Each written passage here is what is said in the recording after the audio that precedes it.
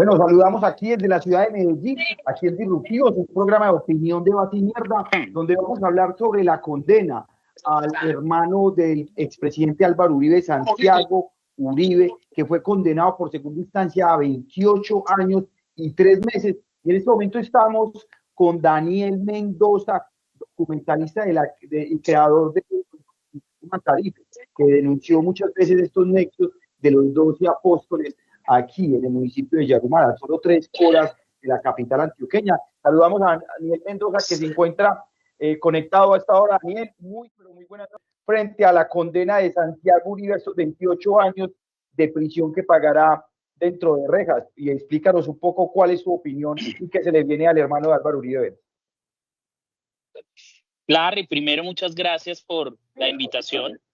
Un saludo al pueblo de Medellín que tanto quiero, a toda Antioquia, que llevo en el alma toda esta región con el corazón. Ahorita estamos acá produciendo. Y bueno, pues, ¿qué le digo, Larry? Yo aplaudo mucho la condena de Santiago Uribe.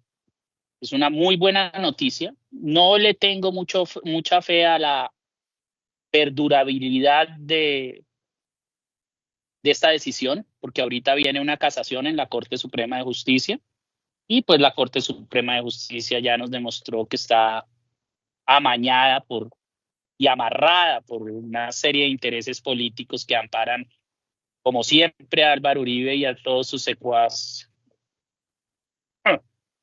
Eh, la condena lo que hace es verificar un hecho eh, evidente, y es ese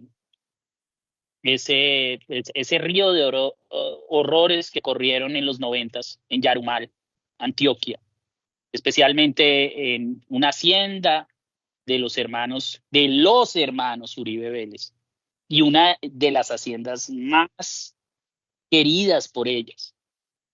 Eh, Tengo entendido que era la hacienda preferida especialmente de Álvaro Uribe Vélez, La Carolina. En esta hacienda torturaron, asesinaron gente, desmembraron personas. Hay incluso un testimonio horroroso de una de las víctimas a la que le quitaron los dientes uno a uno con un destornillador. Y bueno, eh, por ahí empezamos, porque eh, no pararon desde el 93 hasta el 98.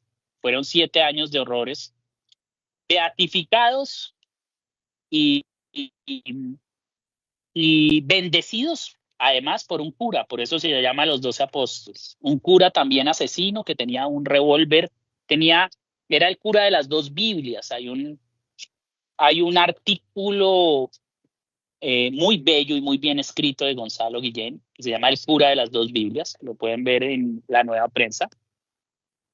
Y narra la historia de los 12 apóstoles y cómo este cura tenía una Biblia que era con la que eh, hacía la misa, pero tenía otra Biblia donde tenía un revólver. Había hecho una sombra en la Biblia, había cortado la Biblia adentro y había puesto un revólver, y era un cura brutalmente asesino, pero además él no mataba a la gente en realidad, sino que le contaban en el confesionario muchas cosas, y él iba y le contaba a los paramilitares lo que los campesinos le contaban, y de pronto los campesinos empezaron a dar cuenta que resultaba gente muerta, asesinada, desmembrada con motosierra, después de haberle contado al cura digamos, varios hechos que, según el cura, que era un cura fascista, pues vinculaban a campesinos humildes con la guerrilla. Digamos que esta es la génesis estructural y la génesis idiomática, diríamoslo así, de los 12 apóstoles. El por qué se llaman así. Pero hay algo muy importante que debe saber la gente. Cuando se cometieron estos crímenes,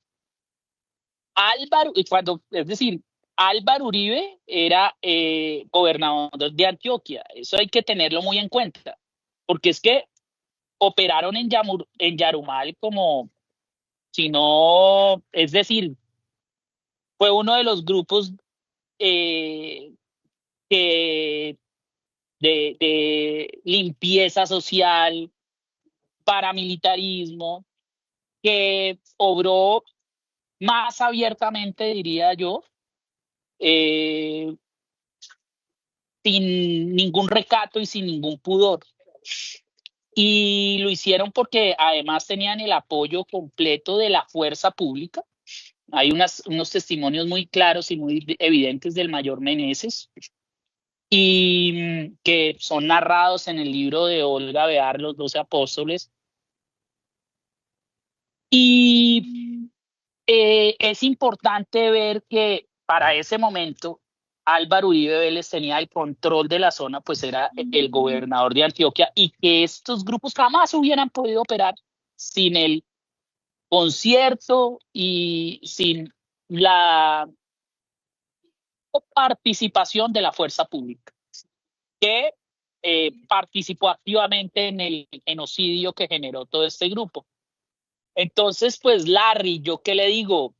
Yo, yo siento que se hizo justicia, que espero, como le digo, que se mantenga esta decisión, pero no tengo mucha fe, se lo digo sinceramente, Larry. Yo siento que la decisión va a llegar a la Corte Suprema de Justicia y van a hacer un análisis ligerito de las pruebas, van a desechar pruebas, van a desechar testimonios y van a adelgazar el fallo para convertirlo en otro rosario de impunidades. Bueno, Daniel, ¿qué está pensando hoy el expresidente Álvaro Uribe Vélez ver a su hermano condenado? ¿Qué cree No, usted que piensa de lo? pues yo, pues ahí lo que yo no entiendo, y que siempre lo he dicho, que está en la serie Matarife en la segunda temporada, episodio Los Buenos Muertos, creo que es el episodio quinto, es yo no entiendo cómo Álvaro Uribe, si el hermano está condenado, es decir, no entiendo cómo él no está condenado y ni siquiera le han abierto proceso por este hecho, porque es que la hacienda era de los dos. Y hay algo muy importante, la relación de esa hacienda con la élite antioqueña, porque es que no nos olvidemos que el administrador de esa hacienda era Manuel Santiago Mejía, y Manuel Santiago Mejía, administrador de la Carolina, es uno de los cacaos del GEA. Entonces, es una constante histórica. Digamos que los 12 apóstoles y la hacienda de la Carolina son solo un simbolismo más de la constante histórica de la relación entre la élite antioqueña con el paramilitarismo y el genocidio. Y eso es a lo que debería llegar la justicia. Hasta allá no ha llegado. No ha llegado hasta los que están atrás, que fueron los que activaron las armas y las motosierras. En realidad, el paramilitarismo desmembró las personas, asesinó las personas, disparó los fusiles, pero los que activaron esa ola de violencia fue la élite antioqueña, la élite política, la élite empresarial e inclusive la élite de los medios de comunicación. Daniel, ¿qué estarán pensando o cuál sería la opinión que les da usted como documentalista a todos estos uribistas que han defendido al hermano de Álvaro Uribe Vélez, que hoy un juez dice que es culpable? ¿Qué se le dice a esos uribistas que siempre defienden esta mentira constante de los vínculos del paramilitarismo y el uribismo? No, pues yo siento que hay de que la élite siempre va a sentirse eh, agredida, especialmente la élite antioqueña, la élite política que ha participado y que ha conectado con el uribismo, con Álvaro Uribe, con, con toda esta ola y con todo este mecanismo de muerte, de asesinato, de crimen, y es un respaldo y un apoyo total a esta ola de violencia. Y prácticamente se ha estructurado la extrema derecha en, en eso. Y es por eso que todo, es decir, el discurso de la extrema derecha sin la violencia no es nada, no termina en nada. Para la muestra, lo que estamos viviendo ahorita con Abelardo de la Espriella, que el gran discurso es vamos a matarlos a todos, vamos a destriparlos.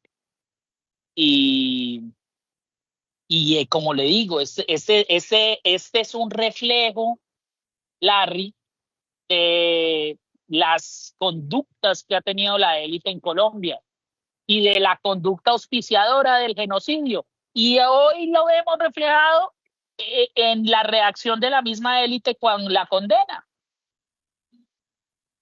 de la solidaridad que sienten por este asesino, por este genocida.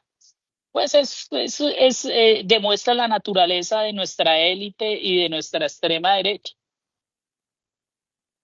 ¿Qué puede estar pensando el GEA hoy frente a la condena de Santiago Uribe? Pues yo no sé el GEA que esté pensando, el que debe estar pensando es Manuel Santiago Mejía, porque yo creo que acá hay muchos crímenes de lesa humanidad que no se han prescrito, y yo creo que los tentáculos y de las responsabilidades penales tienen que llegar a en algún momento. Es que se deberían abrir los procesos en contra del mismo Manuel Santiago Mejía y en contra de Álvaro Uribe. Es que es aberrante, aberrante, aberrante, que Álvaro Uribe no esté ahorita vinculado y no tenga un proceso en contra por esto, por el genocidio de los 12 apóstoles, porque lo que le digo, yo creo que había, es decir, si condenan al hermano, Álvaro Uribe debería tener una responsabilidad mucho mayor, porque para ese momento él era el gobernador de Antioquia.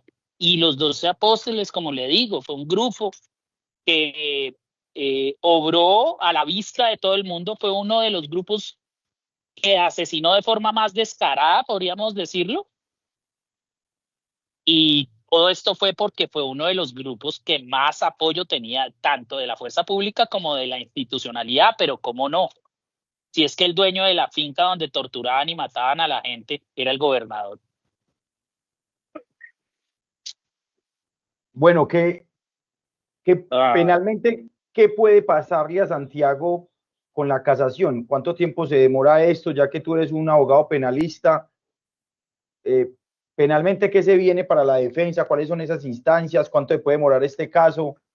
¿Qué le puedes decir tú a la gente que te está escuchando, frente que ya dice una opinión de que crees que en la Corte Suprema esto se caiga, pero qué viene para Santiago Uribe y su familia? pues Larry, en derecho todo es muy relativo. Viene la casación, eh, los términos también vienen siendo muy relativos. ¿Cuánto se demora la Corte en casar y más en un recurso de casación? Se puede demorar un rato. Ahorita no van a encanar al hermano de Álvaro Uribe. No, Tienen que resolver la no habría casación. orden de captura.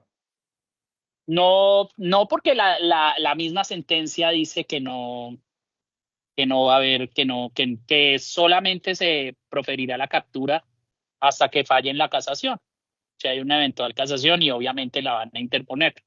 Y como le digo, la Corte Suprema de Justicia, pues, lastimosamente, como la veo yo, pues digamos que ahorita es un despacho del Centro Democrático. Entonces, pues, no le veo mucho futuro a eso. Bueno, Daniel, se vienen varios casos como el de Álvaro Uribe con el Aro y la Granja, esos dos, y también la muerte de Jesús María Valle. Eso no prescribe. ¿Cree usted que estos procesos van a tener la misma línea de lo del hermano, lo que le está pasando hoy? Yo, yo creo que sí. Yo creo que las instancias iniciales van a fallar en contra, pueden fallar en contra, pero todo lo que termine llegando a la Corte Suprema de Justicia va, va a estar encochinado por la impunidad, siento yo. Bueno, se vienen elecciones, estamos en un año preelectoral. Esto va a dañar la figura de la derecha para las próximas elecciones, tanto al Congreso como a la presidencia. Pues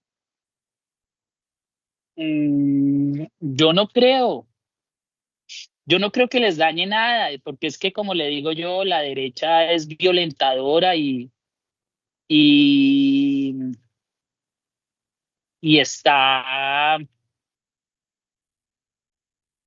hoy en día a la derecha la está arrullando un discurso violento muy peligroso en Colombia, porque es que un discurso violento en Argentina es diferente. No produce lo que genera en una sociedad con nuestros conflictos y con la sociopatía que existe en algunos sectores. Entonces, yo creo que, es decir, el que vota, el, el, el que le vota de las Priellas sabe que de las Priellas es una tuerca del aparato narcoparamilitar colombiano y no le importa. Y el que aplaude a Álvaro Uribe sabe que es un genocida y no le importa.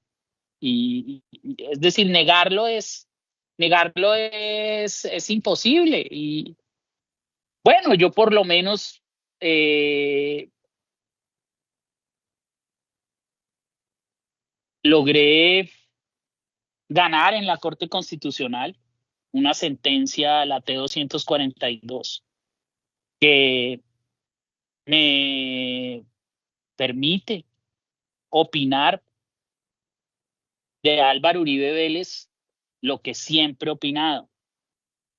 Es un asesino, es un genocida, es paramilitar, narcotraficante, y pues digamos que esta condena es uno de los, la siento un poco como un triunfo mío, por lo menos por ahora. Listo, Daniel, no, te agradecemos mucho por compartir esta opinión tuya frente a la condena del hermano de Álvaro Uribe Vélez. Te agradecemos mucho por el espacio, es una opinión muy amplia y creo que muchas personas querían escuchar la opinión detrás de quien ha documentado y ha mostrado la verdadera cara de Matarife y de su hermano. Muchas gracias, hermano, aquí por estar en Disruptivos. Y bueno, Listo, Daniel, Larry. esperamos Me tenerte por ahí perdona la después luego. moqueadera, me perdona la moqueadera. Estoy Hágale, como con Dani. gripe. Chao, Larry. Chao. Un abrazo. Chao, hermano. Bueno, entonces, bueno, seguimos aquí en Disruptivos, opinión, debate y mierda frente a la condena de Santiago Uribe, el hermano de Álvaro Uribe Vélez, que está condenado a 28 años y 3 meses. Yo creo que ustedes vean el video al que hace referencia Daniel Mendoza frente a un pedazo de su serie del documental Matarife. Me dicen si ya lo tenemos en cámara y vamos a ver este documental, es de Matarife 2, se llama Señor Masacre, del capítulo 5, se llama Buenos Muertos. Quiero que escuchen y vean este pedacito, dura 3 minuticos. Hernán Darío Zapata, alias Pelueño, Echonta, ex sicario del grupo paramilitar y de limpieza social Los 12 Apóstoles, conformado por Santiago Uribe y bendecido por su hermano Matarife cuando ya era gobernador, organización a la que se le atribuyen varias masacres, fue asesinado por los mismos miembros de la banda. Según varios testimonios, a Pelo Echonta lo mandaron a matar los Uribe porque temían que se le fuera la lengua con el nombre de sus patrones y financiadores. Por las mismas causas fueron ultimados los hermanos Múnera, Carlos Ernesto Espinal Cano, uno de los hermanos Pemberti y alias Tolima. Al teniente de la policía Víctor Hugo Méndez lo asesinaron después de haber iniciado las investigaciones que relacionaban a los hermanos Uribe con la banda. También al teniente de la policía Franklin Alexander Telles Arévalo y a José Leonidas Rada, extorsionado por este grupo criminal tras haber ofrecido su testimonio a las autoridades. A todos ellos, del firmamento les cayeron las balas por ser potenciales soplones de aquellos apóstoles con alma de motosierra. A algunos no les fue tan mal. Los pocos que se salvaron de esta cuadrilla celestial liderada por el hermano del Matarife tendrán que seguir huyendo durante el resto de sus vidas. Incluso hubo uno al que lo agarró un milagro, Eunicio Pineda Luján, un campesino de la zona que conocía algunos secretos de esta cofradía de hacendados y mafiosos. Fue torturado por un sicario que con un alicate y sin anestesia le arrancó cada uno de sus dientes hasta dejarle las encías desnudas. Después los sicarios le dijeron que corriera para jugar con él al tiro al blanco. La suerte del humilde campesino y el trasnocho de los hombres hizo que solo le atinaran un tiro en un brazo. Pineda conocía la zona y supo correr por donde no lograron encontrarlo. Años después, lo pudo ubicar el fiscal que acusó a Santiago Uribe, que logró llevarlo a declarar a juicio el horror que había vivido. Lo vi en la finca de Álvaro Vázquez, entregando armas corticas y también lo vi en la Carolina. Y así, es que cuando él iba llegando a la finca de Álvaro Vázquez, que iba de Medellín, él llamaba, y entonces ahí mismo ellos le contestaban, tiro, de parte del abuelo, en copia, así decían. Entonces ya ellos decían, viene don Santiago, me tumbó al suelo, me puso el pie aquí, me sacaba los dientes con un alicate, me decía que yo era un sapo. Yo mismo cogí el teléfono y llamé a la fiscalía y vi que eso era verdad. Francisco Villalba, soldado del paramilitarismo y uno de los hombres al mando de Salvatore Mancuso, fue asesinado en abril de 2001.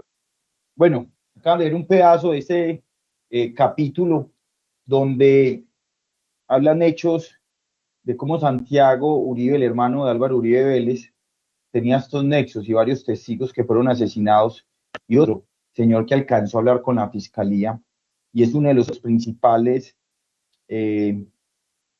quien denuncia a Santiago. Hay que recordar que a Santiago Uribe lo están condenando por la muerte de Camilo Barrientos.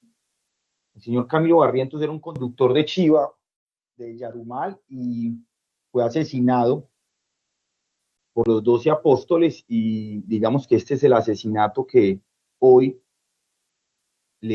la justicia, con las pruebas que tiene, pues declara de culpable a Santiago Uribe, el hermano del expresidente Álvaro Uribe. Esperar la casación, que se puede demorar de 2 a 5 años, pero hay que hablar todo lo que hizo Santiago Uribe en Yarumal, en la finca La Carolina, la famosa finca que quedaba a menos de 3 kilómetros de el municipio de Yarumal, que en ese tiempo, en 1990, tenía más o menos unos 30.000 habitantes. Según los expedientes, los 12 apóstoles tendrían una cifra cercana a los 300 homicidios en esa zona entre 1992 y 1998. Hay que recordar que esa finca eran de los dos hermanos, tanto de Álvaro Uribe como de su hermano Santiago, cuando Álvaro Uribe era gobernador del departamento de Antioquia.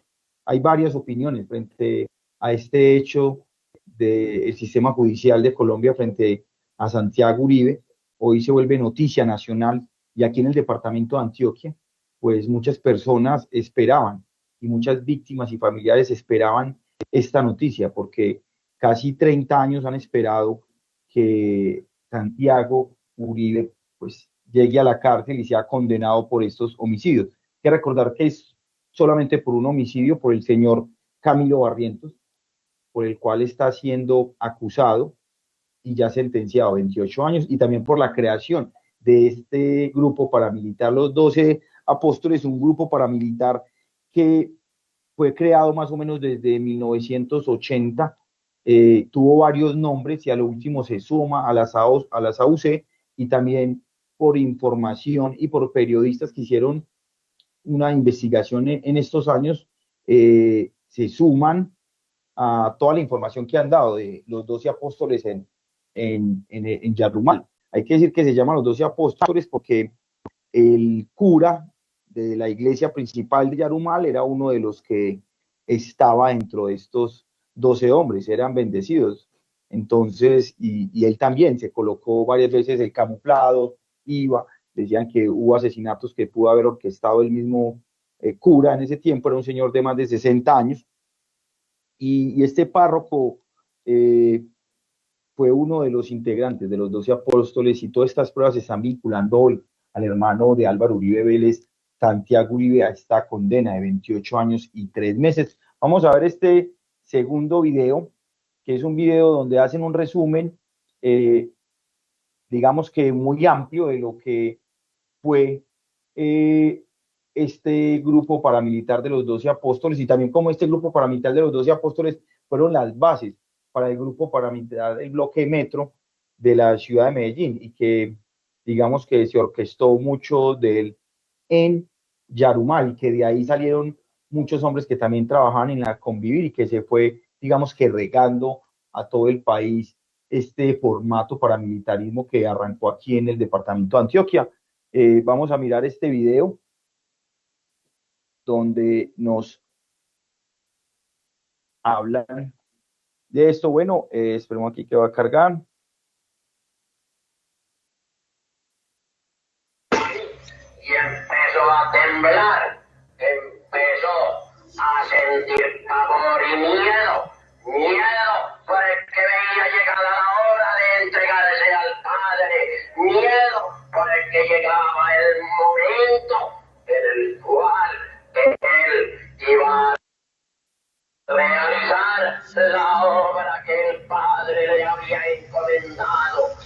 El cura vendió a su gente cantándole los pecados al diablo. Y como el padre iba por las veredas, sabía qué personas eran las que tenían vínculos con la guerrilla.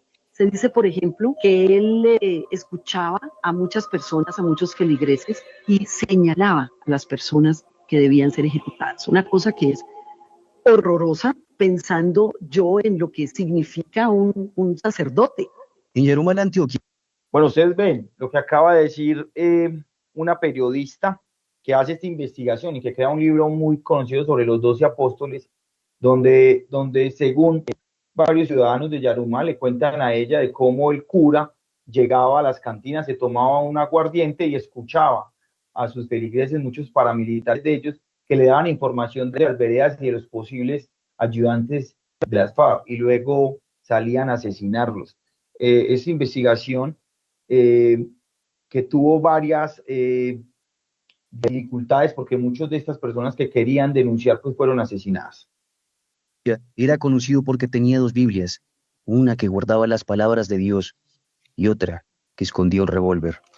Cuando llegó al pueblo norantoqueño tenía casi 60 años de edad, y desde su arribo cuentan que siempre fue alguien muy interesado por las confesiones, pero también que el padre Gonzalo Javier Palacio, luego de escuchar el peor de los pecados, solo pedía que se rezara un Padre Nuestro, ya que la verdadera penitencia venía después. Dicen que cuando el cura, cuando lo veían caminar y que llegaba y se sentaba en la tienda, pedía su aguardiente y llegaban sus amigos a conversar con él, Yarumal temblaba, porque sabían que esa noche habría muerto.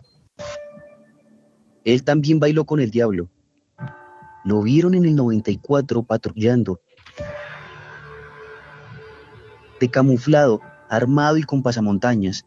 Y también, según cuentan, dicen que el padre era quien dirigía los pasos del diablo. Dicen que él era el maestro de orquesta de su grupo antisubversivo y de limpieza social que tenía vínculos con el ejército. Pero, ¿por qué el portavoz de Dios haría esto? Porque a finales de los 80s, Colombia sufría diariamente las extorsiones, los secuestros y los atentados de las guerrillas, al igual que convivía con el polvo blanco de los narcos y la guerra de los paras para acabar con todo lo que oliera a izquierda.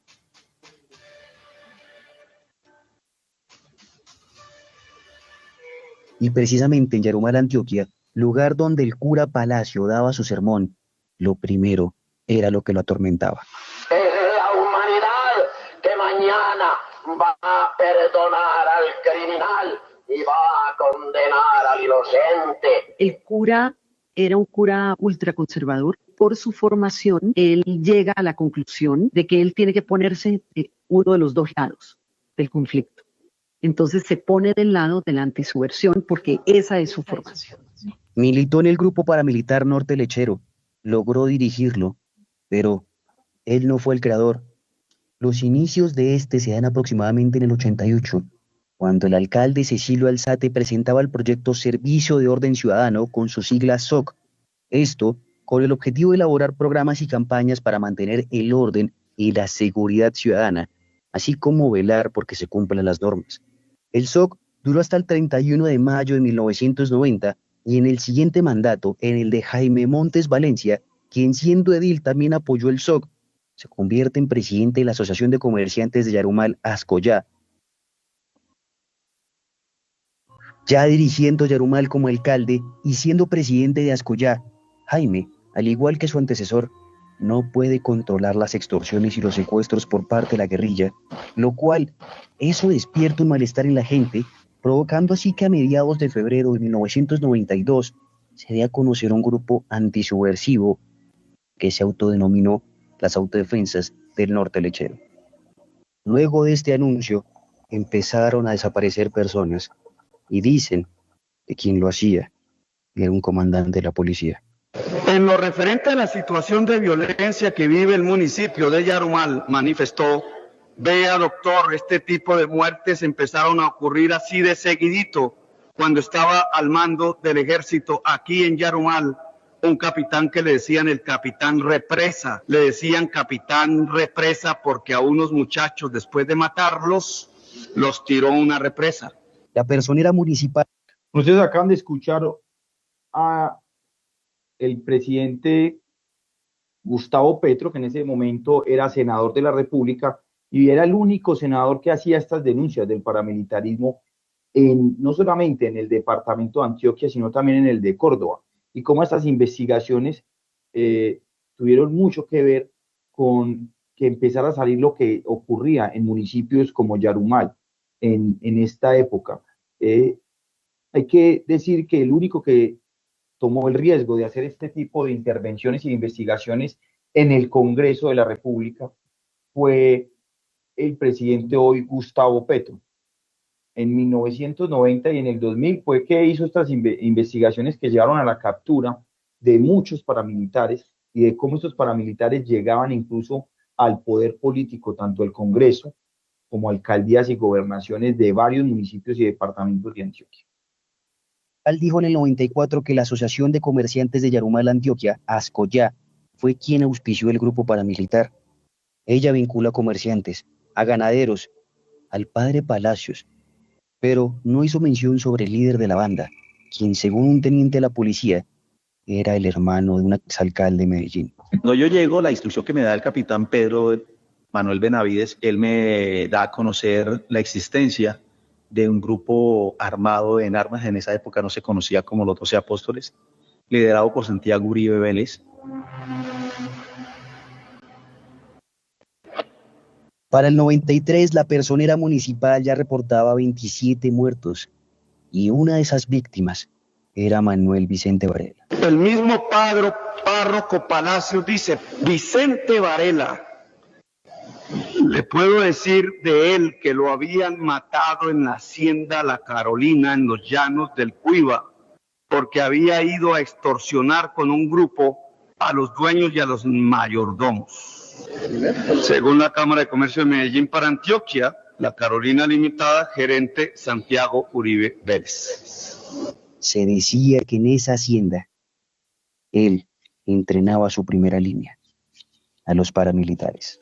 Y ya con Esta finca de La Carolina fue, pues, ha sido muy mentada en el paramilitarismo en Antioquia porque fue una de las primeras fincas donde incluso entrenaron a muchos paramilitares, y se ha escuchado también en varios reportajes que muchas personas que trabajaron ahí y que fueron familiares de los que trabajaban ahí vieron estos contextos de que esta finca era utilizada por los paramilitares para entrenar a estos subversivos y para mirar cómo podían llegar a otras organizaciones para fortalecer su estructura criminal en diferentes partes. Hay que recordar que esto empezó desde 1980 y Álvaro Uribe y su hermano Santiago eran dueños de La Carolina.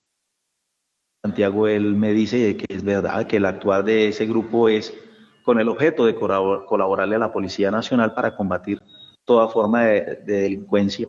Y me enseñó la pista de entrenamiento para sus hombres, que él decía que eran el grupo paramilitar que él comandaba. ¿Qué funciones tienen Santiago y los mellizos? Contestó. Cuando salían a operar, Santiago se quedaba pendiente del radio y Rodrigo le daba los informes a él por radio. Santiago en todo momento andaba con una ametralladora Ingram dentro del carro. Era el jefe porque todos lo llamaban como el patrón y era el que coordinaba. Las denuncias del 93 derivaron en órdenes de captura y en un allanamiento a un local contiguo y conexo al comando de la policía Yarumal en abril del 94, ya que allí se creía que se reunían los 12 apóstoles. El hecho provocó la salida de Meneses y supuestamente acabó con el grupo. Pero mentira. Las cosas no fueron así. Los que quedaron simplemente cambiaron de nombre y según varios paramilitares y comandantes de las Autodefensas Unidas de Colombia, el grupo continuó matando. Solo que había una pequeña diferencia. Ahora el hermano del líder era gobernador de Antioquia. Al señor gobernador, el doctor Álvaro Uribe Vélez, también nosotros muchas gracias por estar con el pueblo, por estar con las comunidades de Angostura, Campamento, Yarumal. Salvatore Mancuso, máximo comandante paramilitar, señaló que el grupo operó del 94 al 96 y dijo que con ellos se coordinó una masacre, la masacre de la Granja. Iván Roberto Duque, alias Ernesto Báez, primer asesor político de Carlos Castaño, dijo conocer a los 12 apóstoles antes de que se unieran a las AUC en abril del 96. Ramiro Banoy Murillo, alias Cuco Banoy, comandante del bloque minero, dijo que escuchó también de los Castaño, en especial de Vicente, otro jefe paramilitar, que existía un grupo de limpieza social que operó entre el 98 y 99. El narcotraficante y paramilitar Daniel Rendón Herrera, alias Don Mario, si bien no dijo fechas, escuchó de Carlos y de Vicente Castaño que Rodrigo Pérez Alzate era quien comandaba a los 12 apóstoles, al igual que Santiago Uribe, en la hacienda La Carolina. Sobre Pérez Alzate, o más conocido como Julián Bolívar, se dice que llegó en el 96 a Yarumal, pero lo que él cuenta es que ya antes de su llegada había un grupo paramilitar enviado por Carlos Castaño ante el debilitamiento de los 12 apóstoles. Y un dato más sobre él: hizo parte de una convivir, y quien le firmó el ingreso fue el hermano del líder de la banda de los 12 apóstoles, Álvaro Uribe Vélez. Alias Julián Bolívar, jefe paramilitar, de acuerdo al listado de los desmovilizados, Rodrigo Pérez Alzate, convivir de Yabanc, firmada por el gobernador Álvaro Uribe Vélez. Álvaro Uribe Vélez metió en un convivir un jefe paramilitar. Alias JL, diciendo que el entonces gobernador de Antioquia, Álvaro Uribe, había solicitado a través de Carlos Castaño que se instruyera gente buena para las convivir a nivel nacional. Así se distribuyó la gente por todo el país, según este jefe paramilitar. Uno podría decir que ese es el fin de los 12 apóstoles, pero al igual que Cristo al tercer día, otros resucitaron y con las mismas cenizas de antes se crea la estructura del bloque Metro. Otra historia que también involucra a estos dos hermanos, a Santiago y a Álvaro Uribe Vélez. Los fundadores y creadores de lo que se terminó llamando bloque Metro son el señor presidente Álvaro Uribe, Santiago Uribe su hermano, Santiago Gallón, Luis Villegas y Juan Guillermo Villegas. Recuerden, por mucho que la verdad duela, el silencio mata. Y nosotros nosotros no estamos para callar. ¿O usted sí? Bueno, este reporte especial que lo hace Pepe, un periodista del Tercer Canal, que les queríamos mostrar porque hace un pequeño resumen de lo que significó los 12 apóstoles en Yarumal, de cómo toda esta historia hay que recordarla para entender lo que está pasando en Colombia y lo que ha pasado en el departamento de Antioquia, y cómo todas estas pruebas vinculan hoy al hermano de Álvaro Uribe Vélez con los 12 apóstoles, y que la gente, las víctimas y los familiares de las víctimas siguen esperando justicia. Esperemos qué pasa, pero él siempre ha mostrado la verdad. Y bueno, hoy en este especial que queríamos hablar de la condena del hermano de Álvaro Uribe Vélez frente a estos 28 años y 3 meses que en esta segunda sentencia esperan las familias que siga haciendo justicia frente a todo lo que ha pasado en un departamento tan violento, en un departamento que deja tantas víctimas como Antioquia. Bueno, los dejamos hoy aquí desde la ciudad de Medellín, aquí en Disruptivos, opinión, debate y mierda. Recuerde seguirnos en las redes, compartir este tipo de presentaciones y de videos que hacemos para ustedes, para que estén informados de lo que pasan. Les agradecemos por siempre contar con ustedes y bueno, recuerden escribirnos, seguirnos en las redes. Y bueno, aquí seguimos, aquí desde Disruptivos, opinión, debate y mierda. Chao, chao y muy buenas noches. Ayúdanos a seguir con nuestra labor periodística a través de nuestro NECI 310-779-3518. Se está evaluando es que más adelante sí sea para todos. Lo que necesita el país. Pedí que me sacaran de allá. Un agradecimiento a todos por su sintonía aquí en el Tercer Canal. Métase en la mente de un delincuente, de un ladrón. A una nueva entrega de periodismo sin corrección. Pasión todo locura y estamos muy contentos. De las calles del sur. Digo, la señora, ¿me da un expreso, por favor?